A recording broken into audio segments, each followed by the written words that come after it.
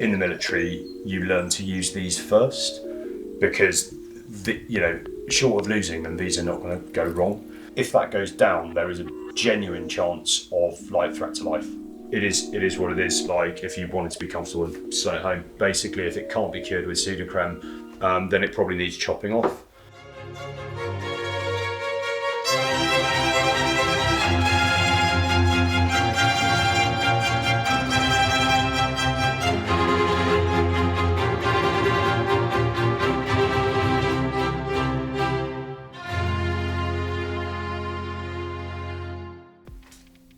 So we've got here the selection of like different planks and boots and stuff that I'm going to be using. And we will start over here with Italy. So very, very conventional, like all mountain ski touring setup. Like we're out there to test a load of different skis, but the reality to it is I will take one pair that I can use in any conditions whatsoever. Starting this side, completely like traditional ski touring poles, noting very like conventional straps as well. I'm not looking to like do any ski mountaineer racing or anything like that, otherwise I'd take a different setup, but just going to be enough to sort of give me a little bit more lift up the hill. What you'll see here, so we've got a pair of Black Crows skis here. They're quite wide, they're I think they're a 108 waist ski, so these are a very standard all mountain ski. Pretty much whatever the conditions, these are going to be pretty bomb-proof for you.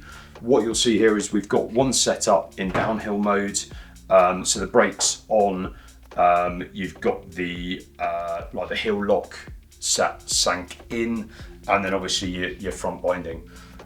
This one here we've got set up in touring mode, so you've got the skin on the ski. Always obviously really important to remember when you're actually on the mountain, when you're switching from like downhill mode to touring mode, to make sure that you've put the brake on the ski whilst you're putting the skin on. Otherwise it can just disappear down the hill, which no one needs. Because as you can see, brake locks, this spins round so that the heel piece doesn't lock in anymore. And then you've also got a heel lift for when you're in steep terrain. That's just locked up at the minute, but that comes down super easy as per. So super quick, like intro to my touring rig there. Obviously we've got another ski. We've also got a set of Kuto, so these are ski crampons. So if it gets super icy, these basically attach in on that piece there, lock in underneath the ski, and then basically whenever you're stepping uphill, that ice knife will catch and you're not going to like slide backwards on ice when your skins aren't gripping as much. Final bits obviously is like your safety kit. So I've got a pair of sunglasses. I like ski touring with sunglasses, not goggles. Always find if you're wearing a headband, it looks a bit weird having a pair of goggles on. Final item, the obvious one, like has been controversial over the years, not controversial at all in my view, particularly not as someone who's got a brain injury. Helmet. This is a ski mountaineering helmet, so it's super lightweight. It's also rated for rockfall, so it does absolutely everything it says on the tin. So like, yeah, no excuses for not wearing a helmet, particularly not in a resort when you're less worried about falling off stuff and more worried about getting hit by a snowboarder that's a prat. Final item from Italy, touring boots. So very, very standard alpine touring boots, compatible with the tech binding, which is the system that I use. They can also be used with a more standard like alpine downhill binding. So pretty versatile. I think these are like a 120 flex, so they're not the most flexible, but they're pretty good. And I found for me that they're quite decent balance between giving you mobility and flex for going up, and also enough rigidity that it'll get you down in like good order without feeling too sort of floppy on the setup. So for me, this is, as I've mentioned, like a setup which you can basically use for whatever it is you want to do. I'm not looking to be going up the hills like super quickly. I'm much more interested in enjoying myself a little bit, having a nice time in resort, being able to ski the downhills a little bit without feeling like I'm on ice skates. Moving over to Sweden, we're using a completely different rig for Sweden because we're doing a totally different job. So sort of first things first, go with the poles first again. So these are a set of custom Lecky poles that they made for me actually when I was doing the South Pole. And the noticeable thing about them is that because I am a former cross-country ski racer, I like a cross-country grip. So these have been custom put on these poles, and as you can see, your thumb fits through. You do them up. Straps have been lengthened so they can take a mitten in there as well, and then you've just got a little bit more grip and a little bit more like containment within the grip to give you the ability to put more force through. So these poles are absolutely amazing. I love them, and certainly for the backcountry touring that we're going to be doing in Sweden, notice the deep snow basket as well. So even if you put that into a meter of powder, that's going to stay on top of it. But these are just a super robust all-round pole made of aluminium. The others are made of carbon, so the carbon ones are a little bit more fragile. These are not going to break, they're not going to let you down, and they're going to let you put a load of force through when you're skiing. So moving on to the skis, and the thing which is immediately noticeable about these is they've got a completely different binding. Not many people in the UK, certainly, but not many people at all would have come across these bindings. So this is a backcountry binding, cross-country binding. So super simple, it's a pin system. Grab one of the boots, both pairs of boots have got the same binding system. You see the pin there, pin goes in there, hold the toe down, that locks in, bomber. Yeah, so really, really nice and easy. And the heel is free the whole time. So you can literally, like, you ski pretty much as if you're walking. The main thing with these skis is that because we're traveling a long distance and trying to do it basically as quickly as possible, these are really, really nice and light skis. So the big all mountain, like big alpine skis weigh about two kilograms each, including with the binding setup. These are like less than a kilo. So a lot less intensive through the muscles, through the legs, when you are basically just trying to move fast and light through the hill. These are a Dynafit ski mountaineering ski, so you will see a version of this on display at the Milan Cortina Games. They'll be skiing on the DNA. This is like one ski, slightly less aggressive, because the aggressive skis, they're a little bit too stiff. They're not very forgiving at all. And if you are touring on them, you are better off having something which is like a little bit softer, a little bit more forgiving underfoot. What you'll also see with these is I have drilled some holes in them. So 2 holes at the bottom, 1 hole at the top. And that is so if I want to, these are like a half skin. And I'll show you what that means in combination to the whole skin. So this is the full skin, this pink thing here. Again, that's a racing skin, so it's like super efficient, really nice and lightweight, just moves really, really well. Sometimes you don't need all of that friction, particularly not when you're moving on the flat. So these skins are about half the length. They go from about there to there. And if I want to use these on the ski tour in Sweden, 3 screws, really nice and easy, 2-minute job with a Leatherman, and you are off to the races. So makes our lives a lot easier when we're moving over really varied terrain, because it gives us loads of different options in terms of how efficiently we're able to move over that terrain. So that's the ski setup for Sweden. This is not a setup that you can commercially like buy. I've had this rig made for me. You can buy like setups like this. So like Osnes, Fisher, make stuff like this. Dynafit have basically given me these skis as a sort of custom setup, and this is much lighter than anything that you can actually buy on the market. So if you want a super, super lightweight touring rig, like in my opinion, making it yourself out of ski mountaineering stuff is the best way of doing it. The other thing that's really notable with these skis is they're significantly narrower than the others. These have a 64mm waist. The others are a 108mm waist, and it just means that you've got less friction, you've got less surface area, so you can just move a little bit quicker. You won't float as well on powder, but we're moving fast and light, so hopefully we're not going to need to. And we'll be using exactly the same like sunglasses, etc. We're not going to need ski crampons, we're not encountering ice, we're not going to need helmets, we're not downhilling in the same sense, and we're also going to be completely on our own. Low light goggles we will definitely take.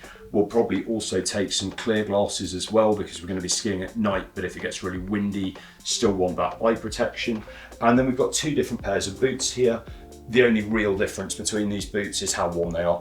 Both of them have the external gaiter that you can see here. So that's going to keep your feet nice and dry. That's a waterproof gaiter, exactly the same that you get in like trail running or mountaineering.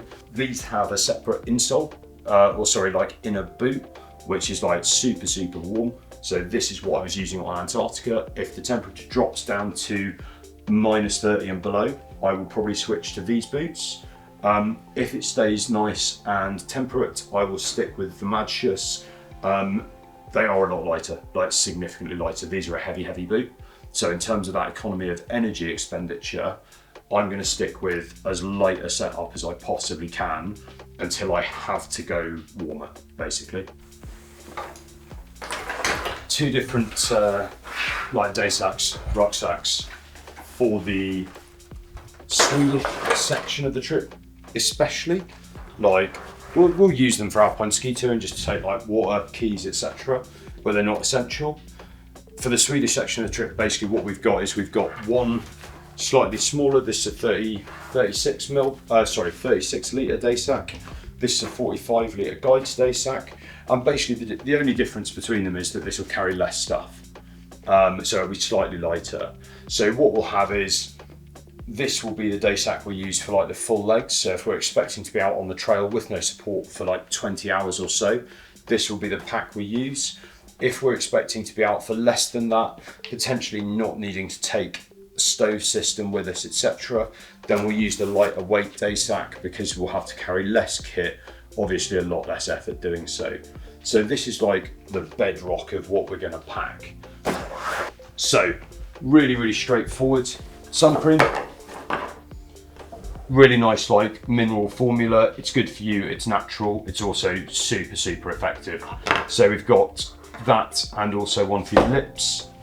Only other bits and pieces we've got in here is toilet paper, absolutely critical, and some wet wipes and some alcohol gel. And that's all going to live in this little Ziploc bag. Okay, so really nice, tightly contained package. Obviously there is nothing worse than getting caught short on the trail, except for getting caught short on the trail with no toilet roll. So we've got all of that. That will keep us clean, hygienic, etc. for as long as we need. One of the most important items of doing anything, we'll be carrying very similar versions of this even when we're ski touring within a resort, simply so that if anything goes wrong, people know where we are. This is very much like the all singing, all dancing version. It weighs a little bit more, but that's absolutely fine from my point of view. It also contains like loads of maps. You'll see it's got an emergency button there as well. Effectively, if anything goes wrong, particularly when we are right in the middle of nowhere, I can press that emergency button. That will send a signal that will eventually get through to, like direct through to mountain rescue.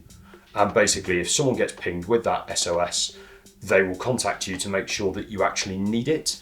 And if they don't get a reply, they will come and find you anyway. So this, as safety kit goes, absolutely mission critical. So GPS for both navigation and safety.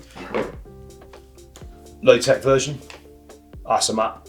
That's a map of the Laplandsleden, which is the trail that we're doing. It's Billy Basics. The advantage to using this kind of thing, it can't break. In the military, you learn to use these first because, short of losing them, these are not going to go wrong.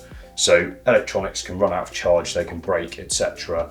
These, as long as you hang on to it, you're going to be able to navigate. Power bank, fully charged. None of my electronics are going to run out of juice. Obviously the cable to ensure that happens. Like, appreciating this sounds like quite a retentive way of packing, but the reality to it is I do it like this because it means that when I'm like trying to get a flight, trying to pack for a flight the night before or whatever, I'm not forgetting some like crucial element to it. How many times have we left the house without our phone charger, like by accident? That's kind of fine if you're going to like London or wherever and you can just borrow a phone charger or buy a new one. We are doing something where we are exposed and there is a significant aspect of risk. And the reality to it is most of the safety and communications kit we rely on is electric. So if that goes down, there is a genuine chance of threat to life. So always carrying like backups, chargers, that kind of thing. Because the reality to it is a lot of this stuff can mean the difference between like getting rescued or not.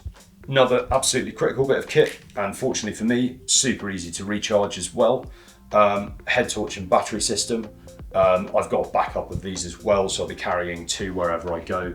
But reality to it is that'll charge on the power bank during the day when I'm moving. Sweden, middle of winter, we'll be getting a lot of usage out of these. It will be getting dark at about 5 p.m. and it won't be getting light until about 7:30 a.m. So really, really significant, like, you know, nearly 14 hours worth of darkness there. And very, very simple system to use. Very powerful head torch as well. Also tells you how much battery it's got left, because you certainly don't want it going dark on you like in the middle of nowhere where you're not expecting it. So head torch, absolutely critical. Mobile phone, sounds really obvious, not only for, you know, music, etc. As you see, everything is coming with its own power banks and stuff these days, which is really useful. But also, like, these days really good for emergency communications. You know, these mobile phones will connect to a satellite if they don't have signal. Actually, for a lot of the Laplandsleden, despite the fact that it is very, very significantly exposed backcountry, you're still going to get pretty decent like 4G, 5G for significant amounts of it. So mobile phone, absolutely critical bit of kit as well, not only for like maintenance and morale in terms of a bit of music when you're getting a bit sad and a bit grumpy, but that's all of the electronics there. Next sort of section is like cooking. We're not going to be like cooking on the trail. We're looking to move fast, so we'll be eating you know, like more bars, energy stuff whilst we're moving. However, water is our limitation, so we're going to be carrying 2 litres of boiling water each in thermos flasks, so it stays nice and warm. That will keep itself nice and hot for, you know, upwards of 12 hours. However, even when we're mixing that with snow, that's still only going to give us probably about 3.5 litres of drinking water, which, you know, at best is probably 8, 10, 12 hours, depending on how heavily we're sweating at the time. So we are potentially, during the longer legs, going to need to actually stop, melt snow for drinking water, and then carry on again. Hence the stove system. Carbon stove board, got nicely sort of padded bottom to it as well, so that'll sit on the snow and not slide around. Basically the stove system then sits on top of that. In essence, those legs comes out, it sits nicely on there, boom, you've got a bonnet stove there, and that will boil water pretty fast. Gas canister, that'll have fuel in it. 2 different types of fuel pump. So we use a liquid fuel in Sweden because it's so cold that often the gas fuels will freeze. So this is referred to as a multi-fuel stove. I've only ever used it with liquid because I really only use it in the winter. 2 different types of pump. You've got a standard pump, and then you've got an Arctic pump. So this is a super cold weather pump. The only real difference is this has got most of its internals are made of plastic, whereas this is internals are made of leather. When the temperatures get super, super cold, you want this one. Because the plastic can freeze, it can get rigid, and little valves and stuff can break. So when you're trying to pressurize fuel to run it through the stove, if it gets below about -10, then you want to use the Arctic one. To be honest, the normal ones work pretty well the whole time. I use the normal ones in Antarctica for the entirety of the trip. Most important part of the cooking system is being able to light it. So as I mentioned, we're using a liquid fuel. That has quite a high ignition point, so you need something really hot to get it going. We use like a Coleman fuel, which is basically like, you can use anything, like petrol, meths, whatever you want. It is a multi-fuel stove, but always worth taking a strike lighter to light it, particularly in wet environments like Sweden. You don't always want to trust that a lighter or something like that is going to do the job. So always taking a strike lighter with you in case of emergencies. That's just a bit of magnesium that'll cast off a spark. Other bit of absolutely essential kit, like multi-tool, Leatherman in my case. Again, super, super lightweight, mainly, to be honest, used for opening food packages, but can also be used to supplement the strike lighter, make repairs to your skis, etc. as you're going. So a really crucial bit of kit there. As mentioned, we're going to be boiling water and whacking it in there. That's 2 1 litre thermoses. When it comes to drinking it, going to be using just a little baby Nalgene. It's a little bit lighter than a normal one. And obviously I've got my warm mug for whenever I get the opportunity to have a coffee. And then finally, 3.5 litre kettle, that sits on top of the stove. Put a little bit of water in there just to prime it, and then you basically pack it full of snow. That'll do you like 3.5 litres pretty quickly, so nice and easy. And then the final part of the actual stove system, this is just like a windshield, so it just keeps the whole thing, wraps around the bottom of the stove here, and it just keeps the whole thing nice and efficient and not burning fuel and losing heat when you don't need to, etc. Moving on to what we're actually eating. So we've got loads of like the expert foods, we've got porridges, we've got main meals and stuff. Normally when we're getting to camp, so when we're meeting up with a vehicle that's going to be supporting us, we'll be using these to get like a decent amount of calories on and to also like fill our stomachs. Over that 3 or 4 day trip, you're going to want to be eating like proper food as and when you can. When we're on the trail, sort of a variety of different bits and pieces. So we've got a carbohydrate drink mix, that'll be nice and efficient, and particularly if we're getting through like a decent amount of water between us, then may well be worth supplementing that with carbohydrate drink mix just to get a few more calories in there. Similarly, electrolyte mix. Personally, I tend not to sweat too heavily when I'm operating in Sweden. It is pretty cold. At the same time, well worth replacing your electrolyte. The reality to it is when you're looking for high performance, having like 1 or 2 of these a day, particularly if you are skiing like for 20 hours solidly, this is not going to do you any harm. These are the bits that I absolutely love.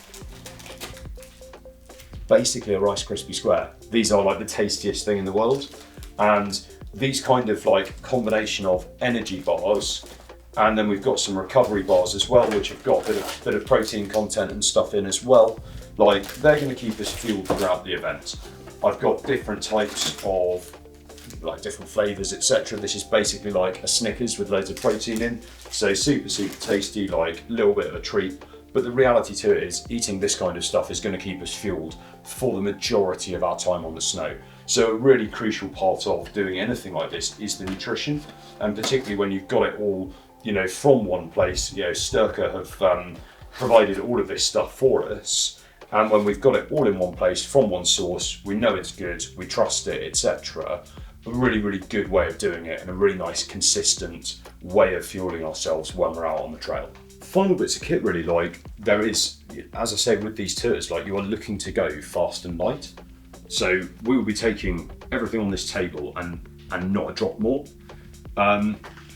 Everything else laid out here is basically sort of spares and safety stuff. So a sort of slightly eclectic mix. GPS watch that I'll obviously be wearing the whole time, but not only very helpful as a secondary GPS device to let you know where you are, but also this is going to tell us how long we're out on the trail for, how quickly we're moving. It allows us to basically figure out exactly when we're expecting to hit checkpoints, etc. So really good bit of kit made by Sunto. The advantage we've got with this is this has got about a 90-hour battery life when it's using the GPS function. So we should be able to do the entirety of the trip without having to worry about stuff like this losing battery. Survival bag, absolutely critical bit of kit. I would show you the 2-man survival shelter that we're taking as well, but it hasn't arrived yet. So hopefully that'll make it here at some point. But like foil bag, basically. Worst case scenario, someone picks up an injury. As I say, we're going to need to be, as a priority, keeping ourselves as warm as possible. And it's only going to be 2 of us actually on the trail. So we are going to be getting in the survival bag, then getting in the survival shelter, putting down jackets on and stuff, and basically using our own body heat to keep us warm. And retaining that's really crucial, so hence the survival sort of bag there. Zinc oxide tape, anyone that's ever served in the military will know how useful it is. For me, particularly if I start getting blisters and stuff like that, I don't like using Compeed. I find it bulks out my shoes and basically means that what started because of rubbing now is bigger and therefore rubs more. So for me, when I'm like mid-event and I'm just cracking on and I know it's going to make it like worse, but I'm just trying to mitigate damage at that point, then I'm just strapping up with zinc oxide tape. Yes, it does hurt when you're taping like straight onto a raw blister, but it is what it is. Like if you wanted to be comfortable and stay at home. Similarly, like Pseudocreme, Pseudocreme's sort of the panacea of like creams, basically. So for me, I use this for anti-chafe. If anything is a little bit raw, I'll use that as well. If I've got an open wound, I'll put some Pseudocreme on it prior to like putting a Duoderm bandage on or something like that. So this stuff, from my point of view, basically, if it can't be cured with Pseudocreme, then it probably needs chopping off. This is a first aid kit, so we may or may not take all of this with us on the trail at any given time because it is quite heavy, but this basically has a combination of like tape, bandages, dressings, and in certain instances some fairly punchy opioid painkillers as well. So like this basically contains everything to deal with stuff from like a grazed knee to a broken leg. But yeah, it's certainly got enough that if you end up in that much pain, you can at least knock yourself out until the helicopter arrives, basically. So that's a pretty comprehensive first aid kit. Hand warmers, like super critical. If for whatever reason someone gets something that just gets a bit too cold, you know, pop one of these open, activate them, and at least it is some warmth which is not being derived from your own body. The biggest difficulty you've got when you're in the backcountry is there is no means of getting warm other than with your own body heat, particularly if we don't have the stove system with us. So hand warmers are a really crucial bit of kit for emergencies. A couple of things that are then going to sort of keep us moving. Spare binding, yes, it is a bit of extra weight, but the reality to it is we're likely to be skiing through probably about 2 meters of powder. If you break a binding, not able to use one of your skis, you are going to be in a world of hurt.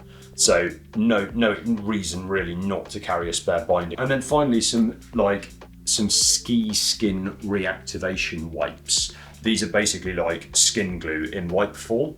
I've got some skin glue spray as well, but the reality to it is if it gets too cold, that can just freeze, so it may not work. So having a couple of sets of these with you, also really important, just to enable you to like keep moving. And that is basically everything. Like you can see from the table here that like between the two of us, we're not going to be carrying very much kit. The reality to it is if I wanted to like punish myself, I could fit all of this into the bigger of my two like backpacks, and we'd be good to go. So looking to travel like really fast and light, and then use the vehicle that we're being supported by to do the bulk of the replay. Hopefully you can see today from all the stuff that we've been through, you know, I'm going out skiing for about 2 weeks in total. We've got 2 completely different environments, 2 completely different types of skiing as well. Like the Alpine ski trip is a little bit more expensive. That's probably coming at about £1,500. For an Alpine ski trip this time of year, not desperately expensive.